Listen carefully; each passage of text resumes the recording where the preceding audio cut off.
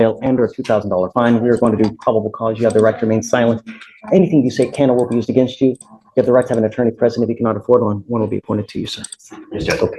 Officers initiated a traffic stop in Harris County, Texas for a vehicle having a fictitious plate bearing the word traveler on it. During the stop, the defendant refused to provide identification or insurance information, stating, "I do not consent to any of this." Officers attempted to remove the defendant from the vehicle, and the defendant actively resisted until he was detained. That's very conclusory. Actively, what did you say? Actively resisted. Okay, I need more than that. Give me more, Alice. So I reviewed the body cam this morning from the officer who initiated the traffic stop. The defendant. No. You can't do that. No. It has to be in the report. In the DIMS, he has to say more than just a conclusory statement about what happened. In the DIMS, it states that the officer attempted to pull the defendant out of the vehicle with him actively resisting and pulling away from the officer and other deputies. And the defendant continued by turtling his arms as they got him to the ground. All right. Better. But you telling me that he actively, it's a conclusory statement and we need more, right? It's like saying, okay, he was speeding. Really? How fast? Yes, Judge. So that's why conclusory statements don't fly, but that's enough. Okay, Mr. Daly, Sir. I'm going to find that there's probable cause to go forward with your case. Do you have a Texas driver license? Can you run his license, please, guys? He's eligible to drive. Okay. Do you have liability insurance in your name? That's right. And you can't drive. Once you get insurance, I will happily allow you to drive. It's all I'm doing is trying to protect the public and trying to protect you in the event that you get into an accident.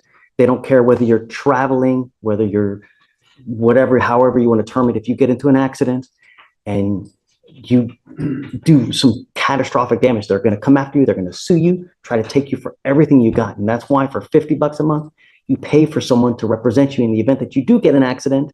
And depending on how much you pay, you're covered $50,000, $150,000. So all I'm asking you to do is follow the law. I'm not going to put any other conditions on you. No drugs, no alcohol. I don't know. All I want you to do is get insurance. So if you can do that, I'll allow you to drive. So the only condition now is just don't drive until you get insurance.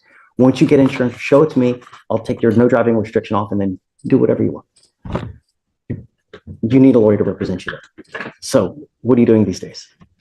For now. Do you work? No? Okay, why not? What were you doing? Truck driver. That's a great job. Don't you make a ton of money truck driving? Why would you quit? You make Making money from my check. Oh, I see. Child support? No. What?